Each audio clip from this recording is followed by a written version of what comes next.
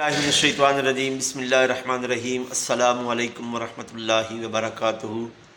Gausiya channel पर मोहम्मद मुबश्शिर हुसैन शाकिर सैफ़ी आपको खुश आमदीद कहता है। मेरे चैनल को सब्सक्राइब करें, लाइक शेयर करें, वीडियो को अव्वल से लेकर आखिर तक देखें।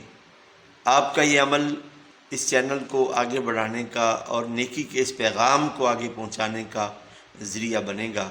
आज हमारी वीडियो में यकीनन आप सबको हमारे भाई अब्दुल कदीर साहब नज़र आ रहे हैं। इस वीडियो में जो हमने पैगाम देना है, गुज़श्ता एक वीडियो में मैंने कहा था कि अगर हालत नमाज में हमने उल्टे कपड़े पहने हों तो नमाज नहीं होती। अक्सर ये देखा गया है कि जब हम नमाज के लिए खड़े होते हैं तो नमाज शुरू होने से पहले हम अपने शलवार को फोल्ड करना शुरू कर देते हैं, जिसे पंजाबी में हम कहते हैं कि हम अपनी शलवार को टखनों से ऊपर, जो पहले टखनों से नीचे थी, अड़ूंगना शुरू कर देते हैं। अगर आप गौर फरमाएं तो ये हमने कपड़े को उल्टा किया है। और हालत नमाज में पहने हुए कपड़े अगर उल्टे हों तो नमाज नहीं होती। किसी भी फ़कीह से, किसी भी मुफ्ती से मेरी इस बात की तस्दीक करवाने की कोशिश ज़रूर कीजिएगा और कमेंट बॉक्स में आप बताइएगा कि वाकई मैंने ये जो अर्ज़ किया है ये मेरी बात दुरुस्त है।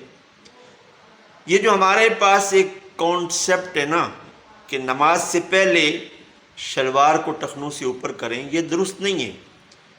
इस्लाम ये बताता है कि तहमत बांधी हो, जिसे हम पंजाबी में धोती कहते हैं, चादर कहते हैं, उसको जब भी आपने बांधना है या जिद्दत हो गई है, अक्सर लोग शलवार इस्तेमाल करते हैं, उसको टखनों से ऊपर रहना चाहिए। इसमें आजिज़ी और इनकिसारी होती है। हज़रत सैयदना फ़ारूक आज़म रज़ी अल्लाह तआला अन्हु या हज़रत उमर बिन अब्दुल अज़ीज़ का जब आखिरी वक्त था तो एक शख्स आपकी इयादत के लिए आया।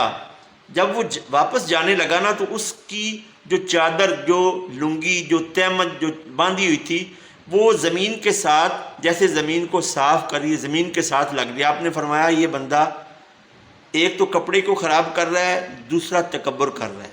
तो इसलिए दर्जी से जब भी शलवार बनाएं तो उसे ये कहें कि मैंने अपने